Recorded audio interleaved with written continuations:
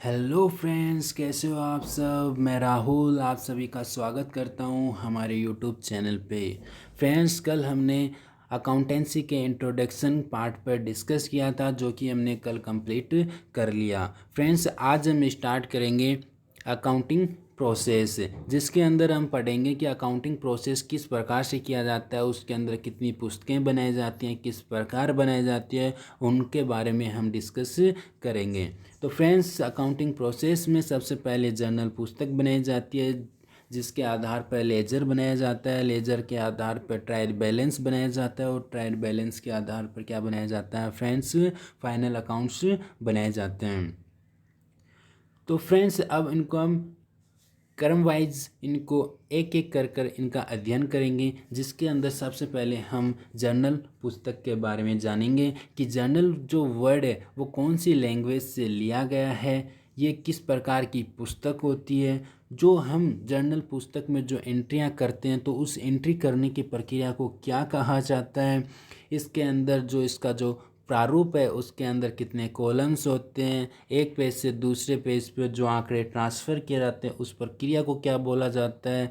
तो और जो डेबिट एंड क्रेडिट साइड के जो बैलेंस होते हैं उनका जो टोटल लगाते हैं, तो उस प्रक्रिया को क्या बोला जाता है, इस बारे में हम डिस्कस करेंगे। फ्रेंड्स, जर्नल जो वर्ड है वो फ्रेंच भाषा के जर से लिया गया है। फ्रेंच भाषा के जर से लिया गया है। जर का मतलब होता है दिन। दिन का मतलब यहाँ से इसलिए लिया गया है क्योंकि जब हम बिजनेस करते हैं तो उसके अंदर डेली क्या होते हैं, अलग अलग ट्रांजैक्शन होते हैं। क्योंकि सीधी सी बात है, हम बिजनेस करेंगे तो डेली क्या होंगे, कुछ ना कुछ ट्रांजैक्शन अवश्य होंगे। तो उन जो ट्रांजैक्शन जो हुए हैं उनका क्या करना, जर्नल पुस्तक में दर्ज करना ही तो क्या कहलाता है, जर्नल पुस्तक बनाई जाती है। इसीलिए तो बनाई जाती है।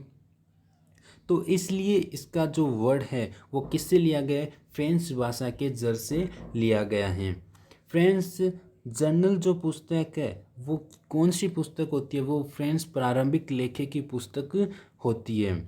फ्रेंच इसका अदर नाम भी होता है, दैनिक बही भी इसको बोला जाता है, रोजनामचा भी इसको बोला जाता है।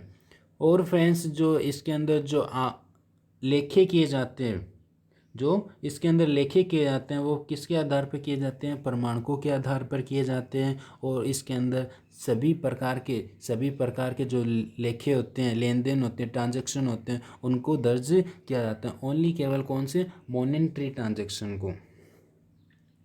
फ्रेंड्स, जो ये मैंने आपको बता ही दिया कि जो प्रविष्टि करते हैं जर्नल पुस्तक में, जो हम ट्रांजैक्शन की प्रविष्टि करते हैं, तो उस प्रविष्टि करने की प्रक्रिया को क्या कहा जाता है, जर्नलाइजिंग कहा जाता है। हिंदी में उसको अभिलेखन कहते हैं, जर्नलाइजिंग उसको कहा जाता है। फ्रेंड्स, ये तो आपको मैंने पहले ही बता दिया कि जो जर्नल है वो क्या होता है, खाता बही का आधार होता है, क्योंकि जर्नल के आधार पर ही क्या बनाई जाती हैं, लेजर पुस्तकें बनाई जाती हैं। फ्रेंड्स, अब हमें ये पता होना चाहिए कि टोटल कैरिड फॉरवर्ड क्या होता है और ब्रॉट कैरी फॉरवर्ड क्या होता है।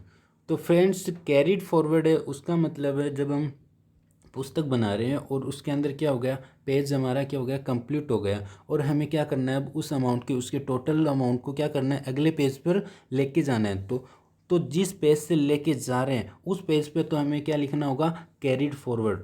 वो तो क्या कहलाएगा, कैरिड फॉरवर्ड, क्योंकि हमने क्या किया, उसको अगले पेज पे ट्रांसफ़र किया गया है। और जहाँ पर ट्रांसफ़र किया गया जिस पेज पे, उस पेज पे लिखा जाएगा ब्रॉट फॉरवर्ड, क्योंकि उस पर क्या हुआ है, वो पिछले पेज से ट्रांसफ़र किया गया है। तो फ्रेंड्स, कैरी फॉरवर्ड और ब्रॉट फॉरवर्ड ये होते हैं। फिर हम बात करते हैं कि जब हम जर्नल पुस्तक बनाते हैं तो उसका सीधी सी बात है, डेबिट एंड क्रेडिट कॉलम होता है। तो डेबिट एंड क्रेडिट कॉलम का हमें क्या करना पड़ेगा, अंत में टोटल लगाना पड़ेगा। तो उस टोटल लगाने की प्रक्रिया को भी क्या कहते हैं, कास्टिंग कहते हैं। तो उस प्रक्रिया को क्या कहते हैं फ्रेंड्स, कास्टिंग कहते हैं। कभी कभी क्वेश्चन बनता है कि फ्रेंड, ऐसा क्वेश्चन बनता है जिससे ये पूछा जाता है उसके अंदर डायरेक्ट कि जब जर्नल पुस्तक बनाई जाती है और उसके डेबिट एंड क्रेडिट साइड के जो है उसका जब हम टोटल लगाते हैं तो उस टोटल लगाने की प्रक्रिया को क्या कहा जाता है, तो उस टोटल लगाने की प्रक्रिया को कास्टिंग कहा जाता है। फिर हम फ्रेंड्स इसके प्रारूप के बारे में डिस्कस करते हैं। प्रारूप में 5 कॉलम्स होते हैं, जिसके अंदर पहला कॉलम डेट का होता है, दूसरा पर्टिकुलर का होता है जिसके अंदर हम एंट्रियां करते हैं, तीसरा एलएफ का होता है लेजर फोलियो जिसको हम बोलते हैं, फिर डेबिट और क्रेडिट का होता है। तो इस प्रकार से हम क्या करते हैं, जर्नल पुस्तक बनाते हैं। फ्रेंड्स फिर हम बात करते हैं टाइप्स ऑफ अकाउंट्स की, खातों के प्रकारों की। खाते कितने प्रकार के होते हैं आपको फ्रेंड्स ये तो पता ही होगा कि जो ट्रांजैक्शन होते हैं तो प्रत्येक ट्रांजैक्शन के क्या होते हैं, डेबिट एंड क्रेडिट होते हैं, दो पक्ष होते हैं।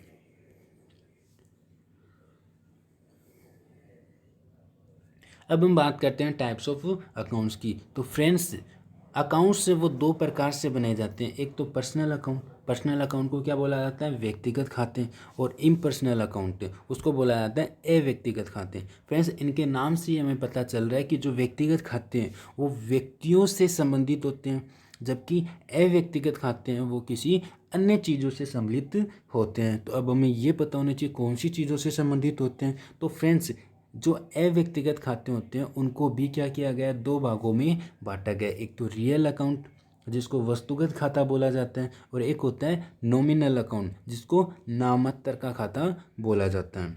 तो फ्रेंड्स जो वस्तुगत खाता है इसके नाम से भी हमें पता चल रहा है कि इसके अंदर किसको सम्मिलित किया जाता है, वस्तुओं से संबंधित होते हैं। वस्तुओं में किस किस को सम्मिलित करेंगे हम, गुड्स को, और जो एसेट्स हैं उनको हम सम्मिलित करेंगे। तो जो गुड्स एंड जो एसेट्स हैं उनसे संबंधित कौन सा अकाउंट हो गया, वस्तुगत खाता रियल अकाउंट, और जो नॉमिनल अकाउंट है नामात्र का जो खाता है वो किससे संबंधित हुआ, फिर वो फ्रेंड्स जो खर्चे करते हैं हम खर्चों से संबंधित हो गया, कोई लॉस हो गया तो उससे संबंधित, जो प्रॉफिट्स एंड जो इनकम्स हैं उनसे संबंधित होता है।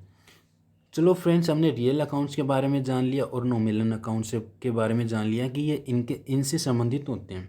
अब हमें ये भी तो पता होना चाहिए कि पर्सनल अकाउंट है वो व्यक्तिगत खातों से तो संबंधित होता ही होता है, लेकिन उसको क्या कर रखा है, 3 भागों में और बांट रखा है। पहला प्राकृतिक व्यक्तिगत खाता, दूसरा कृत्रिम व्यक्तिगत खाता, और तीसरा प्रतिनिधि व्यक्तिगत खाता। प्राकृतिक को नेचुरल पर्सनल अकाउंट, कृत्रिम को फिक्टिशियस पर्सनल अकाउंट, और प्रतिनिधि को सिक्योरिटी पर्सनल अकाउंट बोला जाता है।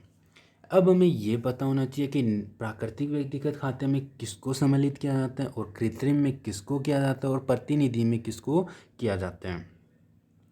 फ्रेंड्स प्राकृतिक व्यक्तिगत खाता है उसके अंदर जो व्यक्तियों के नाम से जो अकाउंट्स बनाए जाते हैं ना उनको ही क्या किया जाता है, केवल सम्मिलित किया जाता है। जैसे किसी का भी नाम ले लो, जैसे विराट का ले लो, राहुल का ले लो, किसी के भी नाम से यदि अकाउंट बनाए जा रहे हैं नाम से संबंधित ओनली, तो वो किस में आएंगे, प्राकृतिक व्यक्तिगत खाते में आएंगे। अब हम बात करते हैं व्यक्तिगत कृत्रिम व्यक्तिगत खाते की। तो कृत्रिम वर्ड से ही हमें पता चल रहा है कि क्या होने चाहिए, फिक्टिशियस होने चाहिए। मतलब अब हम कृत्रिम किसको बोलते हैं, सबसे पहले तो वर्ड यही हमें क्या कर रहा है, कंफ्यूज कर रहे हैं कि ये कृत्रिम क्या होता है। तो फ्रेंड्स कृत्रिम व्यक्ति वह व्यक्ति होता है जो एक व्यक्ति के रूप के जो एक जिस प्रकार एक व्यक्ति कार्य करता है उसी प्रकार एक कृत्रिम व्यक्ति भी कार्य करता है। वो व्यक्ति नहीं होता लेकिन वो क्या करता है, व्यक्ति के भी कार्य करता है, तो इसलिए उसको क्या माना जाता है, कृत्रिम व्यक्ति माना जाता है। जैसे कंपनी होती है, रियल में वो क्या होती है, एक व्यक्ति थोड़ी होती है, लेकिन वो क्या करती है, व्यक्ति के रूप में कार्य करती है, तो इसलिए उसको कंपनी को क्या माना जाता है, कृत्रिम व्यक्ति माना जाता है। तो उसी प्रकार जो बैंक हो गई है वो भी कृत्रिम व्यक्ति हो गई, उत्कर्ष क्लासेज हो गई, कोई भी कोचिंग वगैरह है उसका जो नाम हो गया वो हो गया, कंपनी तो हो ही गई, और जो फर्म हो गई वो सब क्या कहलाते हैं, कृत्रिम व्यक्ति कहलाते हैं। तो जो कृत्रिम व्यक्तिगत खाते हैं वो किससे संबंधित हो गई, बैंक खाता, उत्कर्ष क्लासेस खाता, कंपनी खाता, फर्म खाता। मतलब जो कंपनी के रूप में जो कार्य, मतलब जो व्यक्ति के रूप में जो कार्य कर रहे हैं ना वो सभी के सभी कौन से जो अकाउंट्स है वो किस में आते हैं, कृत्रिम व्यक्तिगत खाते में आते हैं। फिर हम बात करते हैं प्रतिनिधि व्यक्तिगत खाते की। इसके अंदर किसको सम्मिलित किया जाता है, तो फ्रेंड्स इसके अंदर पूंजी खाते को, आहरण खाते को, बकाया व्यय खाते को, पूर्वदत्त व्यय खाते को, उपार्जित आय खाते को, और अनुपार्जित आय खाते को सम्मिलित किया जाता है।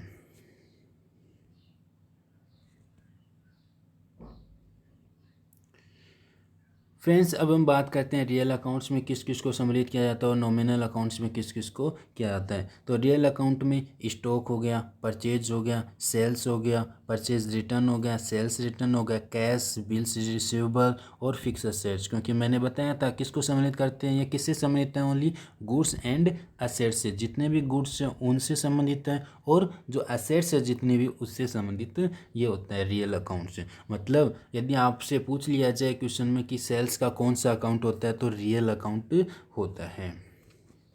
तो इस प्रकार हम बात करते हैं अब नॉमिनल अकाउंट की, नामात्र खाते की। तो फ्रेंड्स, नामात्र खाते में मैंने बताया खर्चे एवं आनियों को सम्मिलित करते हैं, और जो इनकम्स होती है, प्रॉफिट्स होता है, उनको सम्मिलित करते हैं। अब खर्चे कौन से माने, जैसे वेतन चुकाया हमने, मजदूरी चुकाई, आग से नुकसान हो गया, या हमने किसी को डिस्काउंट दिया, तो वो एक प्रकार से हमारे क्या है, खर्चे हैं। तो उन खर्चों को क्या किया जाता है, इसमें सम्मिलित किया जाता है। हानियों को भी इसमें सम्मिलित किया जाता है। जो प्रॉफिट्स होते हैं उनको भी किया जाता है। जैसे प्रॉफिट कौन से, जैसे कमीशन प्राप्त हुआ, लाभ हुआ, ब्याज प्राप्त हुआ, किसी से बट्टा प्राप्त हुआ, डिस्काउंट प्राप्त हुआ, तो वो सभी किस में होंगे, नॉमिनल अकाउंट में सम्मिलित होंगे। फ्रेंड्स, अब तक हमने टाइप्स ऑफ अकाउंट्स तो पढ़ लिया कि अकाउंट्स है वो कितने प्रकार के होते हैं। अब हमें ये भी पता होना चाहिए कि जो अकाउंट्स हम बनाते हैं उनके नियम क्या होते हैं। जो हम एंट्रियाँ करेंगे तो उनकी एंट्रियाँ जो करेंगे उनके नियम्स क्या होते हैं एंट्रियाँ करने के। क्योंकि कोई भी कार्य करते हैं तो उसके पीछे कोई ना कोई लॉजिक अवश्य होता है। तो जो एंट्रियाँ हम बनाते हैं तो एंट्रियाँ बनाने के पीछे कुछ ना कुछ लॉजिक अवश्य होता है। तो क्या लॉजिक होता है, वह लॉजिक की क्या ये नियम्स हैं, इन नियम के आधार पर ही क्या किया जाता है, उन एंट्रियों को बनाया जाता है। तो अब हम फ्रेंड्स तीनों अकाउंट्स की, व्यक्तिगत खाते की एंट्रियाँ किस प्रकार होती है, वस्तुगत खाते की और नाममात्र खाते की, इनके क्या नियम से किस प्रकार एंट्रियाँ होनी चाहिए, वो अब हम पढ़ेंगे। फ्रेंड्स, व्यक्तिगत खाते में जो व्यक्तिगत खाता होता है उससे संबंधित यदि हम नियम देखें ना, तो उसमें क्या होता है कि पाने वाला जो व्यक्ति होता है ना, पाने वाला व्यक्ति को तो क्या किया जाता है, डेबिट किया जाता है, जबकि देने वाले व्यक्ति को क्या किया जाता है, क्रेडिट किया जाता है। ये किसका नियम है, व्यक्तिगत खाते का नियम है। व्यक्तिगत खाते का नियम क्या हो गया, पाने वाले व्यक्ति को तो हम क्या करेंगे, डेबिट करेंगे, और देने वाला जो व्यक्ति है उसको क्या करेंगे, क्रेडिट करेंगे।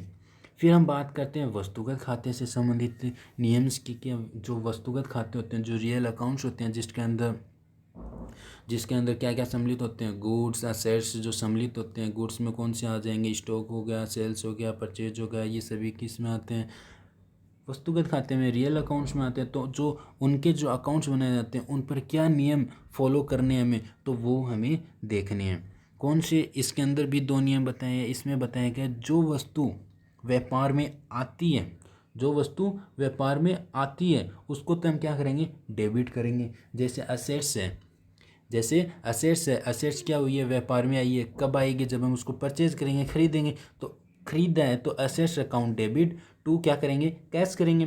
तो अब असेट्स को डेबिट किस लिए किया, इसलिए क्या है क्योंकि इसका कौन सा अकाउंट होता है, रियल अकाउंट होता है। एंट्री क्या की अपने, assets account debit to cash की, assets account debit to cash की हमने। क्यों की, इसलिए की क्योंकि जो असेट्स होते हैं वह कौन सा अकाउंट होता है, रियल अकाउंट होता है। असेट्स रियल अकाउंट होते हैं, इसलिए जो वस्तु और क्या हो रही है, ये असेट्स व्यापार में आ रही है, तो आ रही है, इस वजह से असेट्स को क्या किया गया, डेबिट किया गया, और कैश को क्या किया गया, क्रेडिट किया गया। क्योंकि कैश क्या होती है, हमारी असेट्स होती है। कैश क्या होती है, हमारी असेट्स होती है। और ये कैश क्या हो रहा है, व्यापार से जा रहा है, तो जा रहा है इसलिए इसको क्या किया गया, क्रेडिट किया गया। और जो आ रहा है, जो असेट्स आ रही है, उसको क्या किया गया, डेबिट किया गया है।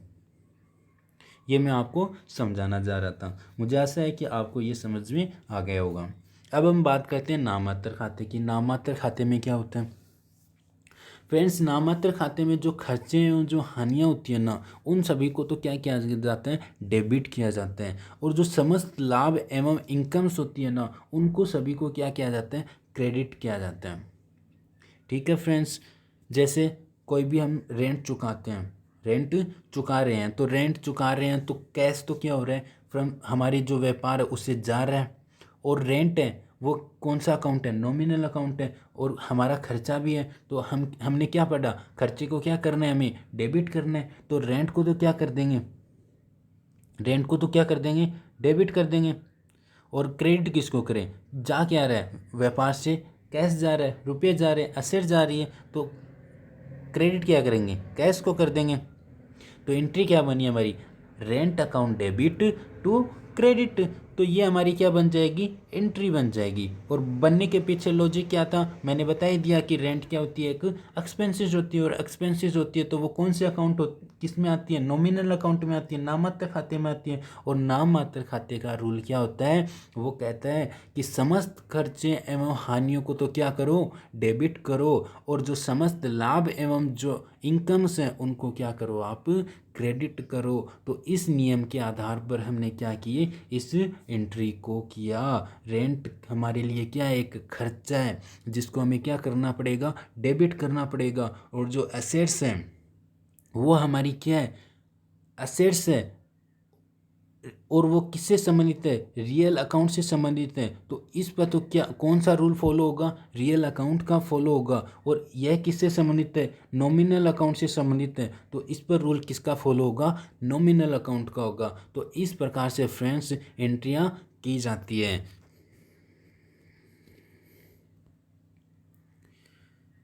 इस प्रकार से फ्रेंड्स एंट्रियां की जाती है। मैंने बताया था खर्चों के, खर्चे एवं जो हानियाँ उनको क्या करना है, हमें डेबिट करना, और जो लाभ एवं इनकम्स उनको क्या करना है, हमें क्रेडिट करना है। फिर फ्रेंड्स अब हम कुछ एंट्रियों के बारे में डिस्कस करते हैं। जैसे व्यापार प्रारंभ करते हैं हम, तो व्यापार का प्रारंभ किया हमने, तो व्यापार जब हम बिजनेस प्रारंभ करेंगे तो कुछ ना कुछ किसी न किसी चीज़ से तो बिजनेस स्टार्ट करना पड़ेगा, ऐसे तो बिजनेस स्टार्ट नहीं हो जाएगा। तो या तो हम कैश से स्टार्ट करेंगे, या हम स्टॉक से स्टार्ट करेंगे, या हम एसेट से स्टार्ट करेंगे, किसी न किसी चीज़ से तो हमें क्या करना पड़ेगा, स्टार्ट करना पड़ेगा। तो क्या कर रहे हैं कि नगद से यदि व्यापार प्रारंभ कर रहे हैं तो एंट्री क्या होगी, cash account debit to capital. क्यों हुई, क्योंकि जो व्यापार है हमारा, जो व्यापार है हमारा, तो उसमें क्या आ रहा है, असेट्स आ रही है, कैश आ रहा है। तो हमने क्या पढ़ा, और ये किससे संबंधित है, जो कैश है वो कौन से अकाउंट से संबंधित है, रियल अकाउंट से संबंधित है। और रियल अकाउंट का क्या रूल होता है, उसका रूल होता है कि आने वाली वस्तु को तो क्या करो, डेबिट करो, और जाने वाली वस्तु को क्या करो, क्रेडिट करो। उसका क्या क्या होता है, ये सिंपल सा रूल होता है। तो इसी को फॉलो करते हुए हमने क्या, cash account debit to capital, इस प्रकार से हमने इसको किया। चलो ये समझ गए। अब यदि सपोज करो हम कैश से नहीं ला रहे, कैश नहीं लेके आ रहे, हम स्टॉक लेके आ रहे हैं, स्टॉक से क्या करेंगे, हम बिजनेस स्टार्ट करेंगे। तो हमने क्या किया, स्टॉक को क्या किया, स्टॉक से बिजनेस स्टार्ट किया। अब स्टॉक क्या होता है, स्टॉक का कौन सा अकाउंट होता है, रियल अकाउंट होता है, रियल अकाउंट होता है स्टॉक का। तो स्टॉक का जब रियल अकाउंट होता है तो रियल अकाउंट्स का क्या नियम होता है, वही नियम होता है, जब आने वाली वस्तु को तो क्या करो, बिजनेस में आने वाली वस्तु को तो क्या करो, आप डेबिट करो, और जाने वाली वस्तु को आप क्या करो, क्रेडिट करो। ये किसका नियम होता है, रियल अकाउंट का नियम होता है, रियल अकाउंट का नियम होता है। तो इसको फॉलो करते हुए हमने क्या किया है, इसके अंदर स्टॉक तो क्या हो रहा है, हमारा बिजनेस में आ रहा है। और स्टॉक क्या होता है, एक हमने रियल अकाउंट में पढ़ा था कि रियल अकाउंट में कौन कौन सी चीज़ें आती हैं, स्टॉक और असेट्स आती है। तो स्टॉक क्या हो गया, रियल अकाउंट का पार्ट हो गया। तो इसलिए स्टॉक को तो हमने डेबिट कर दिया, और कैपिटल को हमने क्या किया, क्रेडिट किया। ये भी आपको समझ में आ गया होगा, मुझे आशा है। फिर हम बात करते हैं असेट्स की। यदि बिजनेस ज़रूरी थोड़ी है स्टॉक से ही करे, असेट्स से भी कर सकते हैं। सपोज करो वो असेट्स लेके आ रहा है, वही बात होगी, असेट्स भी क्या होती है, रियल अकाउंट से संबंधित होती है। और रियल अकाउंट्स का क्या नियम होता है, आने वाली वस्तु को डेबिट करो और जाने वाली वस्तु को क्रेडिट करो। तो वही इसमें क्या किया गया, असेट्स को क्या किया गया, डेबिट किया गया, और कैपिटल को क्रेडिट किया गया। मुझे आशा है फ्रेंड्स आप सभी के इन तीनों व्यक्तिगत खातों से संबंधित, वस्तुगत खातों से संबंधित और नाम मात्र खातों से संबंधित जो नियम्स हैं वो सब समझ में आ गए होंगे। आपको ये भी पता चल गया होगा कि एंट्रियाँ किस प्रकार से की जाती हैं। फिर हम बात करते हैं, यदि बैंक से, एसेट से भी नहीं कर रहा वो, अब किससे कर रहा है, पैसे नहीं है मेरे पास, तो पैसे नहीं है तो मैं क्या करूँगा, बैंक से लोन लेकर भी तो क्या कर सकता हूँ, बिजनेस स्टार्ट कर सकता हूँ। ज़रूरी थोड़ी है मेरे पास इतने पैसे ही हो कि मैं घर पर रख रखे हैं पैसे, मैं डायरेक्ट क्या करता हूँ उसको बिजनेस में डाल देता हूँ। ज़रूरी थोड़ी है ये, किसी किसी व्यक्ति के पास क्या नहीं होते, पैसे भी नहीं होते, तो वो क्या करते हैं, बैंक से क्या करता है, लोन लेता है, लोन लेकर क्या करता है, बिजनेस स्टार्ट करते हैं। तो वो सपोज करो उसने क्या किया, बैंक से लोन ले लिया। अब लोन तो ले लिया उसने, अब वो क्या कर रहा है, उस रुपये को क्या कर रहा है, बिजनेस में लगा रहा है। तो बिजनेस में लगा रहा है तो इसमें भी क्या हो रहा है, हमारे बिजनेस में क्या आ रही है, असेट्स आ रही है, कैश आ रहा है। कैश आ रहा है कि नहीं आ रहा, आ रहा है। और कैश क्या होता है, असेट्स होती है। कैश क्या होती है, असेट्स होती है। तो इस पर असेट्स होती है, तो असेट्स किससे संबंधित हो गया, रियल अकाउंट से संबंधित हो गया। और रियल अकाउंट का हमने नियम क्या पढ़ा था, कि आने वाली वस्तु को डेबिट करो और जाने वाली को क्रेडिट करो। तो बैंक को इस वजह से क्या कर दिया गया, डेबिट कर दिया गया, और बैंक लोन को क्या कर दिया गया, क्रेडिट कर दिया गया, इस प्रकार से। तो अब हम बात करते हैं आगे। यदि सपोज करो माल खरीदने संबंधी प्रविष्टियाँ, जैसे हम कोई भी स्टॉक करते हैं, परचेज करते हैं, तो उससे संबंधित कैसे क्या करेंगे उसके बारे में अब हम जानते हैं। जैसे हमें दे दी, हम केवल हमें कभी कभी क्वेश्चन भी पूछ लिया जाता है ऐसा, उसके अंदर दिया होता है माल खरीदना, स्टॉक खरीदा, परचेज किया, गुड्स खरीदा, परचेज किया, ओनली इतना ही दिया। तो इसके अंदर इसको हम क्या करेंगे, कैश में मानेंगे कि इसको उधार में मानेंगे। पहला क्वेश्चन तो ये बनता है, गुड्स परचेज किया, इतना दिया, और हमें पूछ लिया कि इसको हम क्या माने, कैश में माने। मतलब हम ये माने कि इसको कैश में हमने परचेज किया या हमने इसको उधार में परचेज किया। पहला क्वेश्चन तो ये। तो फ्रेंड्स, यदि केवल इतना ही दिया जाए आपको कि गुड्स खरीदा या गुड्स परचेज किया, इतना ही दिया जाए, तो उसको हमेशा क्या करना, आपको यह मानना है कि वह गुड्स है वो क्या किया गया है, कैश में परचेज किया गया है। क्योंकि उसमें यदि किसी का नाम नहीं दिया गया है, उस लाइन में किसी का नाम, व्यक्ति का नाम नहीं दिया गया है, तो आज समझ जाना कि वो क्या किया गया है, कैश में परचेज किया गया है। तो अब इसकी एंट्री क्या होगी वो देखते हैं। खरीदा क्या हमने, गुड्स, गुड्स खरीदा, और गुड्स क्या होती है, ऐसे गुड्स का नियम किस में होता है, रियल अकाउंट में। गुड्स किससे संबंधित है, रियल अकाउंट से संबंधित है। ये किससे संबंधित है, रियल अकाउंट से संबंधित है। और रियल अकाउंट का नियम क्या कहता है, आने वाली वस्तु को डेबिट और जाने वाली को क्रेडिट। तो परचेज किया है तो गुड्स जो आए हैं उसको तुमने क्या कर दिया, डेबिट कर दिया। और गई क्या है, गया क्या है, कैश। कैश क्या होती है, एसेट्स। तो ये भी किससे संबंधित हो गया, रियल अकाउंट से संबंधित। और वही नियम इस पर लागू होगा। तो जाने वाली वस्तु तो क्या हो गई, कैश हो गया, तो इसको तुमने क्या कर दिया, क्रेडिट कर दिया। और आने वाली वस्तु क्या हो गई, परचेज हो गई, जिसको हमने डेबिट कर दिया, बस।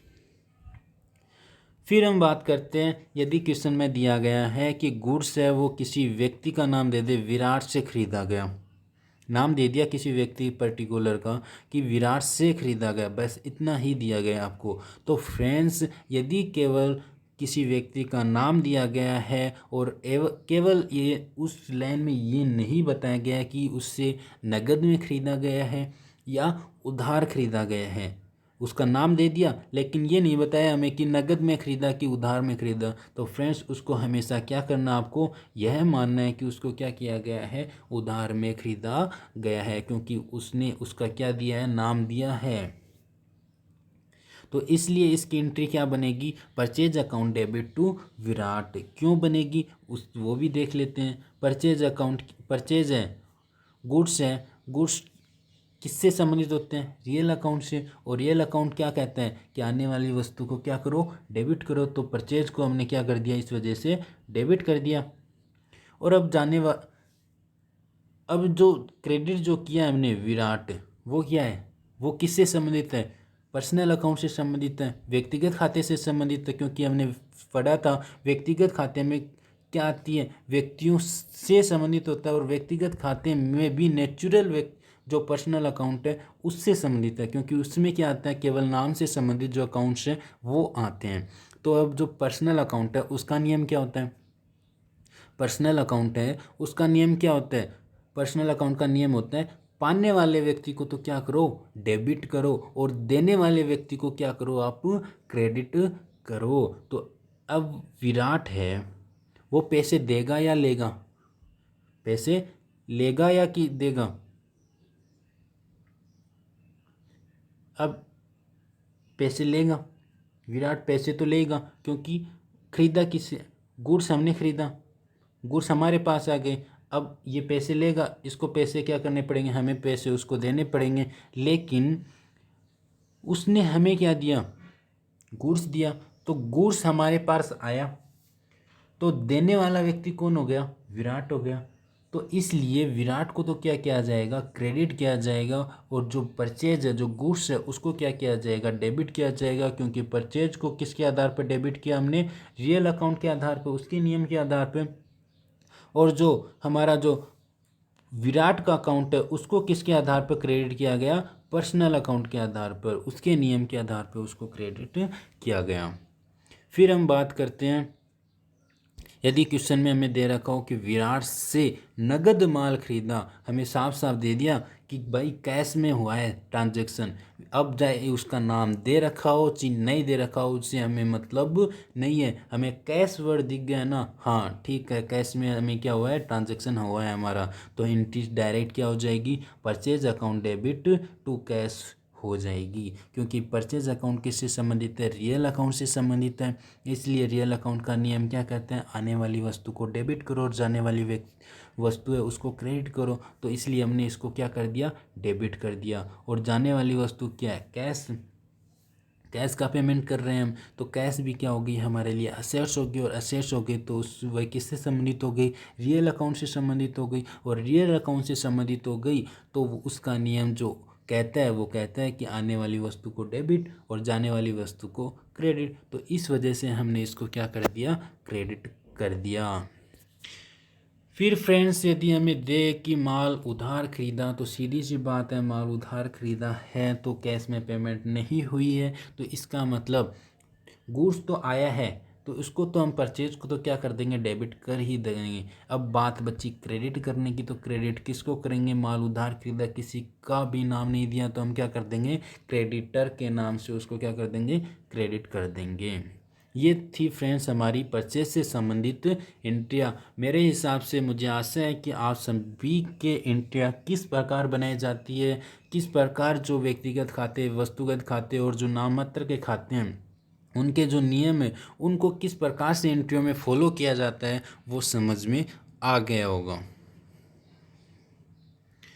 फिर हम बात करते हैं फ्रेंड्स आग से नष्ट, जैसे सपोज करो हमने क्या कर लिया, किसी व्यक्ति से गुड्स को परचेज कर लिया, गुड्स को हमने क्या कर लिया, परचेज कर लिया, ठीक है, परचेज कर लिया, इसको हमने क्या कर लिया, गोडाउन में रख दिया, गोडाउन में रख दिया इसको। अब गोडाउन में क्या लग गई, आग लग गई, आग लग गई, आग लगने से क्या हो गया, वो स्टॉक नष्ट हो गया। अब जो स्टॉक नष्ट हुआ है तो अब वो हमारे व्यापार में तो नहीं है, नहीं है ना, स्टॉक तो नहीं है, स्टॉक तो जा चुका, ख़त्म हो चुका, नष्ट हो चुका फायर से, आग से। तो अब हमने जो उसके संबंध में जो एंट्री की थी, प्रविष्टि तो की थी, जब उसको हमने परचेज किया तो एंट्री तो ज़रूर की होगी हमने। क्या एंट्री की होगी, परचेज को हमने डेबिट किया होगा, यदि पेमेंट कैश में हुई थी तो किसको क्रेडिट किया होगा, कैश को क्रेडिट किया होगा हमने, कैश को क्रेडिट किया होगा और परचेज को डेबिट किया होगा। तो इसका मतलब परचेज को डेबिट किया, इसका मतलब हमारे पास क्या है, इतना स्टॉक तो अवश्य है। तो और अब वो क्या हो चुका है, लॉस हो चुका है, उसका नष्ट हो चुका आग से, अब वो हमारे पास नहीं है। तो इसलिए जो हमने परचेज को डेबिट किया था उस परचेज को हमें क्या करना पड़ेगा, क्रेडिट करना पड़ेगा। और क्रेडिट करेंगे तभी क्या होगा, उसका जो हमने डेबिट किया था और उसका इफ़ेक्ट है वो क्या हो जाएगा, ख़त्म हो जाएगा। क्योंकि हमने पहले तो क्या कर दिया, आ रहा था वो स्टॉक इसलिए उसको डेबिट कर दिया, अब जा रहा है वो गुड्स तो अब उसको हम क्या कर देंगे, क्रेडिट कर देंगे। और डेबिट किसको करेंगे, तो डेबिट किसको करेंगे, लॉस बाई फायर। क्योंकि हमने पढ़ा है लॉस बाई फायर, हमने पढ़ा है कि जितने भी जो लॉसेज होते हैं, जितने भी लॉस होते हैं,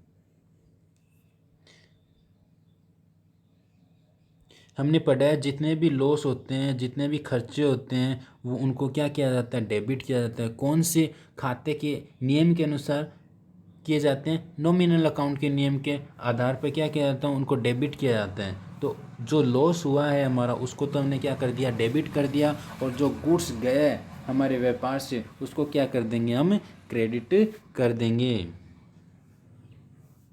इसको हम क्या कर देंगे, क्रेडिट कर देंगे। इस पे कौन सा नियम लागू होगा, रियल अकाउंट्स का, क्योंकि परचेज है वो किससे संबंधित होता है, रियल अकाउंट से संबंधित होता है। तो इसलिए परचेज पर कौन सा नियम लागू होगा, आने वाली वस्तु को डेबिट करो और जाने वाली वस्तु को क्रेडिट करो। तो अब हमारे व्यापार से वस्तु क्या हो रही है, जा रही है।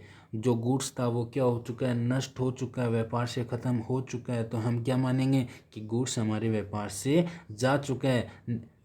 तो इस वजह से जो गुड्स गया है उसको तो हम क्या कर देंगे, क्रेडिट कर देंगे। और डेबिट किसको करेंगे, फिर किससे गया है, लॉस हुआ है, लॉस की वजह से गया है, तो लॉस क्या होता है, हमारा डेबिट होता है। क्यों होता है, नॉमिनल अकाउंट। और नॉमिनल अकाउंट क्या कहता है, प्रत्येक खर्चे एवं लॉस को क्या करो, आप डेबिट करो। और प्रत्येक प्रॉफिट एंड इनकम्स को क्या करो, आप क्रेडिट करो। फिर हम बात करते हैं, यदि सपोज करो कोई व्यापारी है, वो क्या करता है, बिजनेस से क्या कर लेता है, कुछ पैसे निकाल, पैसे नहीं, चलो गुड्स ही निकाल लेता है। गुड्स क्या कर लेता है, वो निकाल लेता है अपने स्वयं के उपयोग के लिए। स्वयं के उपयोग के लिए क्या कर लिया उसने, गुड्स को निकाल लिया। अब गुड्स को उसने स्वयं के उपयोग के लिए निकाला है, तो अब गुड्स तो गया, व्यापार से तो गया है गुड्स, तो इसलिए गया है गुड्स, तो उसको तो क्या करना पड़ेगा, हमें क्रेडिट करना पड़ेगा। सेल्स के थ्रू तो हमने क्या नहीं किया, उसको बाहर भेजा नहीं। यदि सेल्स के थ्रू यदि हम उसको बेचकर यदि हम उसको बाहर बेचते गुड्स को, तब तो हम सेल्स को क्रेडिट कर देते। लेकिन सेल्स के द्वारा तो क्या नहीं किया हमने, उसको नहीं बेचा। तो इसलिए गुड्स तो गया है बाहर, सेल्स के द्वारा नहीं गया है। सेल्स के द्वारा जाता तो हम क्या कर देते, सेल्स को क्रेडिट कर देते। लेकिन सेल्स के अलावा वो क्या हुआ है, उसको बाहर भेजा गया है, मतलब जो व्यापारी है उसके द्वारा बाहर निकाला गया है उस गुड्स को। तो व्यापार से तो गुड्स गया है, तो इसलिए जो हमने उसको खरीदा था उस टाइम पे परचेज को क्या किया होगा, डेबिट किया होगा। डेबिट किया, इसका मतलब वो क्या दिखा रहा है, अब हमने क्या कर लिया, गुड्स को तो निकाल लिया, अब व्यापार में उतना क्या नहीं है, गुड्स नहीं है, उतना गुड्स नहीं है। तो इस वजह से उसको क्या किया गया था, पहले तो डेबिट किया गया था, अब हम उसको क्या कर देंगे, परचेज को क्रेडिट कर देंगे। क्यों करेंगे वो भी बताता हूँ। वही नियम क्या होगा, इस पर फॉलो होगा। कैसा नियम, परचेज किससे संबंधित है, गुड्स एंड असेट्स से संबंधित है। और गुड्स एंड असेट्स है वो कौन से अकाउंट्स में आती है, रियल अकाउंट में आती है। और रियल अकाउंट का नियम क्या कहते हैं, आने वाली वस्तु को क्या करो, आप डेबिट करो, और जाने वाली वस्तु को आप क्या करो, क्रेडिट करो। ये नियम क्या हो रहा है, इसमें लागू हो रहा है। तो इसलिए परचेज को क्या करेंगे, हम क्रेडिट करेंगे। यदि सपोज करो इस गुड्स को हम ये स्वयं के आधार पर नहीं निकाल कर यदि हम इसको बेचते हैं, जब सपोज करो हम इसको सेल्स करते हैं, मतलब किसी व्यक्ति को बेचते और उस बदले में हम क्या लेते हैं, पैसे लेते हैं। तो बेच कर यदि गुड्स गया ना बाहर, तब हम क्या नहीं करेंगे, परचेज को क्रेडिट नहीं करेंगे, तब किसको क्रेडिट करेंगे, सेल्स को क्रेडिट करेंगे। ठीक है फ्रेंड्स, ये याद रखना, क्योंकि सेल्स के द्वारा यदि व्यापार से बाहर गया तब तो सेल्स को क्रेडिट करेंगे। यदि बिना सेल्स किए ही गुड्स क्या हो रहा है, कम हो रहा है, तब हम क्या करेंगे, परचेज को क्रेडिट करेंगे। परचेज को क्रेडिट करने का यहाँ पर लॉजिक ये है। ये बात मैंने नीचे बताई भी है नोट्स के अंदर, देख लेते हैं क्या बात है वो। मैंने बताया आपको कि जो हमारा जो गुड्स है उसका विक्रय नहीं होना, तो हमेशा क्या करना है, परचेज को ही क्रेडिट करना है। चाहे वो आग से नष्ट हो, चाहे वो किसी व्यक्ति के द्वारा निकाला गया हो, निकालने की वजह से कम हुआ हो। इन यदि वजह से यदि गुड्स कम हो रहा है बिना किसी सेल के, तो क्या हो जाएगा, परचेज को ही क्रेडिट करना है।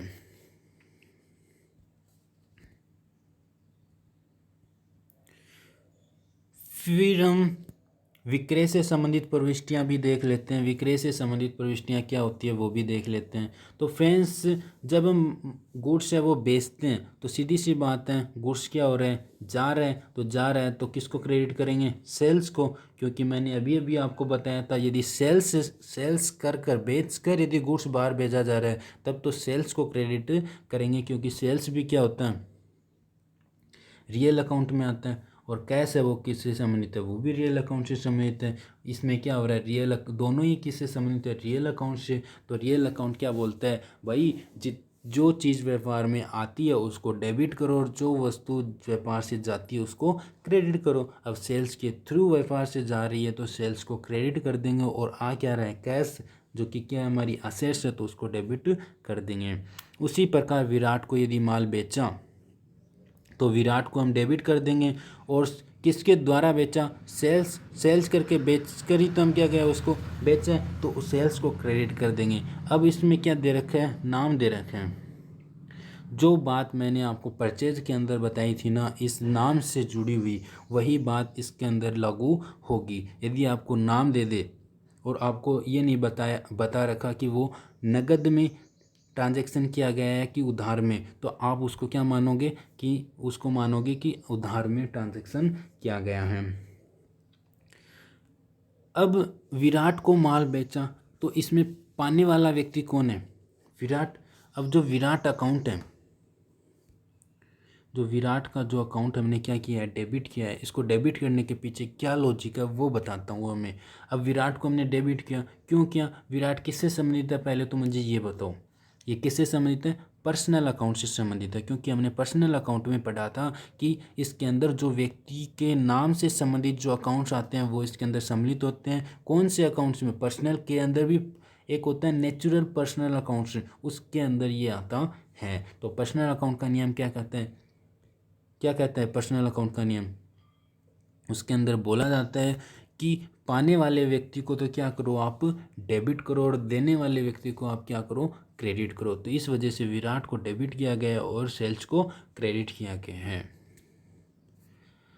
फिर हम बात करते हैं, यदि हमारी जो हमें बोल दिया कि विराट को नगद माल बेचा, अब नगद बेचा है गुड्स, तो सीधी सी बात है, नगद बेचा है, कैश में बेचा है, तो हमें ये देखने की तो ज़रूरत है ही नहीं अब कि उधार में क्या किस में क्या। अगले ने पहले ही क्या कर दिया, हमें बता दिया कि कैश में हुआ है भाई ट्रांजैक्शन, तो कैश में हुआ है तो हम जब बेचेंगे उसको तो वो क्या देगा, हमें पैसे देगा, कैश प्राप्त होगा। और कैश प्राप्त होगा तो वो हमारी क्या होगी, कैश क्या होती है, हमारी एसेट्स होती है। और एसेट्स होती है तो उस पर कौन सा नियम लागू होगा, रियल अकाउंट का नियम लागू होगा। और रियल अकाउंट क्या कहते हैं कि आने वाली वस्तु को डेबिट करो, तो इसलिए हमने क्या कर दिया, इसको तो डेबिट कर दिया। अब सेल्स की बात करते हैं।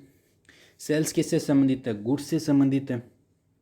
सेल्स किससे संबंधित है, गुड्स से संबंधित है। और गुड्स है वो किसके अंदर आता है, कौन से नियम लागू होते हैं गुड्स पर, गुड्स पर कौन से होते हैं, रियल अकाउंट के नियम लागू होते हैं। रियल अकाउंट क्या कहते हैं भाई, आने वाली वस्तु को डेबिट, जाने वाली व्यक्ति वस्तु को क्रेडिट, तो इसलिए हमने सेल्स को क्रेडिट कर दिया। इसी प्रकार उधार माल बेचे हैं तो इस प्रकार डेटर को डेबिट कर देंगे और सेल्स को क्रेडिट कर देंगे, क्योंकि जाने वाली वस्तु क्या है, सेल्स है, तो सेल्स को क्रेडिट, और जो डेटर है, जो देनदार है, उसको डेबिट। क्योंकि गुड्स क्या कर रहे हैं, ये पा रहे हैं, प्राप्त कर रहे हैं। पाने वाले व्यक्ति कौन है, गुड्स को डेटर्स हैं, तो उनको डेबिट किया जाएगा। इसी प्रकार क्रय वापसी और विक्रय वापसी की भी एंट्रियाँ देख लेते हैं। क्रय वापसी में क्या होता है, हमने क्या कर लिया, पहले उनसे स्टॉक परचेज कर लिया, अब हमें पसंद नहीं आया, क्या हुआ हमें नहीं पता, हमने क्या कर दिया, वो उसको वापस लौटा दिया। जब हमने उसको खरीदा तब एंट्रिया क्या की होगी, purchase account debit to cash किया होगा, या यदि उधार में खरीदा गया है तो विराट किया होगा। मतलब जो भी क्रेडिट्स वगैरह है उस वो लिखा होगा, उसका नाम लिखा होगा, तो हमने एंट्री क्या की होगी, purchase account debit to creditors की होगी। तो अब विराट को हम क्या कर रहे हैं, वापस लौटा रहे हैं उसको। तो अब जो स्टॉक हमारे पास आया था वो अब क्या हो रहा है, वापस जा रहे हैं। तो वापस जा रहा है, क्या जा रहा है, गुड्स जा रहा है। और गुड्स का नियम क्या कहता है, जाने वाली वस्तु को क्या किससे संबंधित होगी, ये गुड्स रियल अकाउंट से। और रियल अकाउंट क्या कहते हैं, आने वाली वस्तु को क्या करो आप डेबिट करो और जाने वाली वस्तु को अब क्या करो, क्रेडिट करो। तो अब इसमें क्या हो रहा है, गुड्स है वो किससे संबंधित है, परचेज रिटर्न से संबंधित। तो इसलिए परचेज रिटर्न को तो क्या किया गया है, क्रेडिट किया गया है। और विराट है वो किससे संबंधित हो गया, नॉमिनल अकाउंट से, नॉमिनल अकाउंट से। तो नॉमिनल अकाउंट से वो यदि संबंधित हो गया है तो नॉमिनल अकाउंट बोलता है कि पाने वाले व्यक्ति को क्या करो, आप डेबिट करो और देने वाले व्यक्ति को आप क्या करो, क्रेडिट करो। तो इस नियम के आधार पर क्या किया गया है, इन एंट्रियों को बनाया गया है। इसी आधार पर क्या किया गया है कि विक्रय वापसी की एंट्री को भी बनाया गया है, उसके अंदर भी सेल्स रिटर्न को डेबिट किया गया है और जो कस्टमर है उसको क्रेडिट किया गया है। तो फ्रेंड्स इस आधार पर एक बात और देख लेते हैं कि हमने वैसे तो डेबिट नोट और क्रेडिट नोट के बारे में पहले ही पढ़ लिया कि डेबिट नोट है वो कौन जारी करता है, क्रेता के द्वारा जारी किया जाता है। किस लिए जारी किया जाता है, क्रय वापसी पर जारी किया जाता है। और जो क्रेडिट नोट है वो विक्रेता द्वारा क्रेता के लिए जारी किया जाता है। कब किया जाता है, जब विक्रय वापसी होती है तब। तो फ्रेंड्स आज के लिए हम इतना ही करेंगे। मुझे आशा है कि आप सभी के एंट्रियां बनानी तो अवश्य समझ में आ गई होगी, किस प्रकार व्यक्तिगत खाते, वस्तुगत खाते और नाममात्र खाते के नियम किस प्रकार एंट्रियों पर फॉलो होते हैं और किस प्रकार हम एंट्रियां बनाते हैं, ये आपको समझ में आ गया होगा। तो फ्रेंड्स अब यदि आपको लेक्चर अच्छा लगा हो तो लाइक शेयर एंड सब्सक्राइब ज़रूर करना। मिलते हैं नेक्स्ट लेक्चर में। Okay bye friends.